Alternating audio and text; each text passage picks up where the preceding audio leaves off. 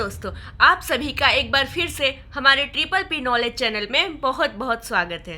दोस्तों, जो आज का मैटर है वो ये है कि कर्ण ने जो 5 गलतियां ऐसी की थी जिनके कारण उनकी मृत्यु हुई थी, वो कौन सी हैं।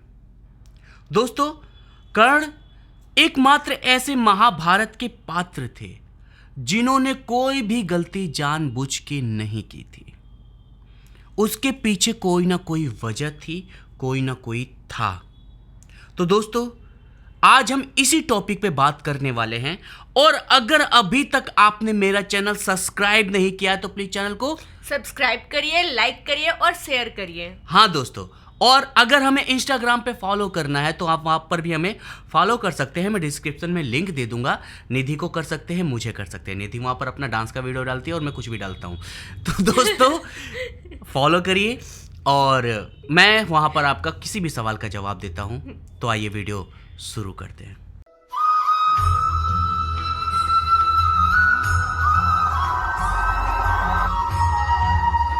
दोस्तों, कर्ण की सबसे पहली गलती देखी जाए तो भगवान परशुराम जी से झूठ बोलना। जी हाँ दोस्तों, कर्ण की सबसे पहली यही गलती थी कि उन्होंने भगवान परशुराम जी से झूठ बोला था। लेकिन उसका पीछे कारण क्या था? सबको पता है, गुरु द्रोणाचार्य ने जब उनको ठुकराया सूत कह करके कि नहीं, ब्रह्मास्त्र नहीं देना तुम एक सूत हो। और जब वो भगवान परशुराम जी के पास गए कर्ण, तो उनके दिल में यही डर था कि दुनिया ने ठुकराया, भगवान, ये तो भगवान है। आखिर द्रोणाचार्य इनके ही शिष्य थे ना, तो ये तो 100% जान जाएंगे कि मैं सूत पुत्र हूँ, तो 100% मुझे शिक्षा नहीं देंगे। वो शिक्षा के भूखे थे। और इसीलिए जब भगवान परशुराम ने ये बात पूछा कि तुम ब्राह्मण हो, तो उन्होंने सर हिला दिया।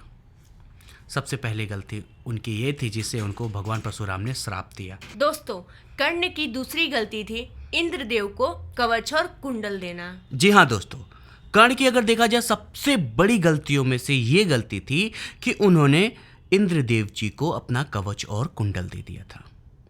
दोस्तों, यहाँ तक कि भगवान सूर्य देव भी कर्ण को आके ये बात बताते हैं कि इंद्रदेव आकर के आपसे धोखाधड़ी करने वाले हैं, आपसे कवच कुंडल लेने वाले हैं।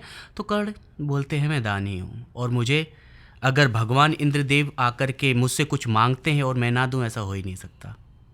अपने दानशीलता को दिखाते हुए उन्होंने कवच और कुंडल दान दे दिया। और जब इंद्रदेव कवच और कुंडल लेकर के इंद्रलोक में घुस नहीं पाए, तो लाकर के वासवी शक्ति दी कर्ण को। और बहुत मूर्ख लोग बोलते हैं, उनका नाम नहीं लूँगा यहाँ पर क्योंकि रोष तो आने वाला है उन चैनलों के ऊपर, कि कर्ण ने सौदा लिया था मैंने ना इस बात पे।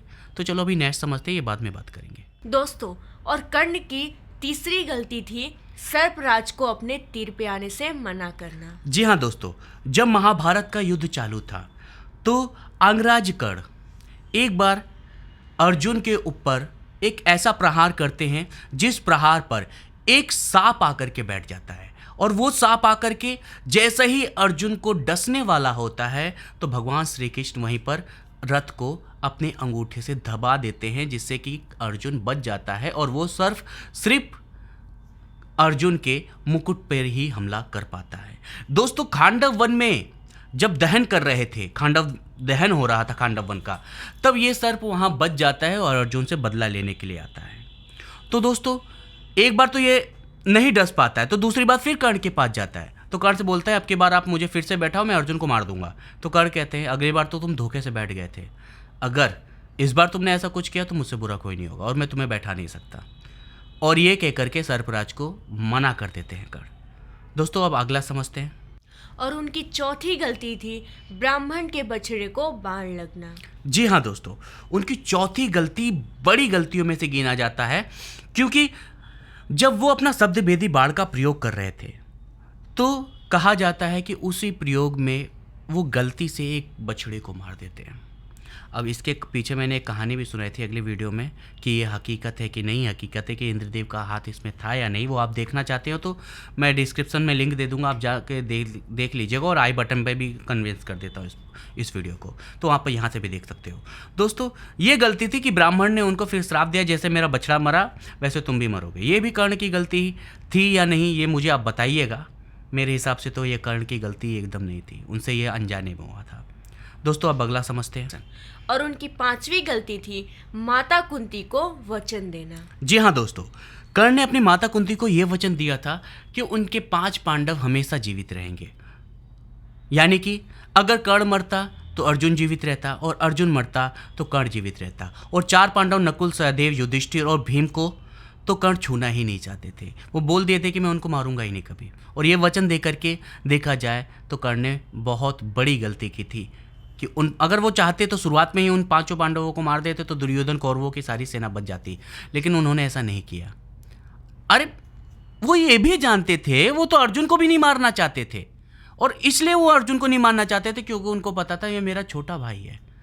और कभी भी आत्मघात वाला प्रहार अर्जुन पे किया ही नहीं कर्ण ने।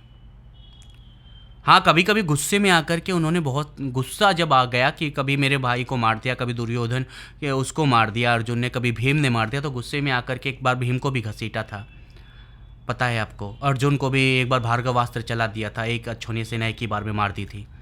तो दोस्तों, लेकिन कर्ण को तो नहीं मिला था ना गीता का ज्ञान कि वो अपने मोह को त्याग दे अर्जुन की तरह। वो अपना मोह त्याग नहीं पाया था और किसी भी पांडव के ऊपर घात वाला हमला नहीं किया था। दोस्तों, आज का वीडियो आपको कैसा लगा ये मुझे ज़रूर कमेंट करके बताइएगा। निधि आपको कैसी लगी ये भी मुझे कमेंट करके बताइएगा। हमारी मेंबर है ये आज से, आपको तो पता है कई दिनों से मेंबर है, आज से नहीं है।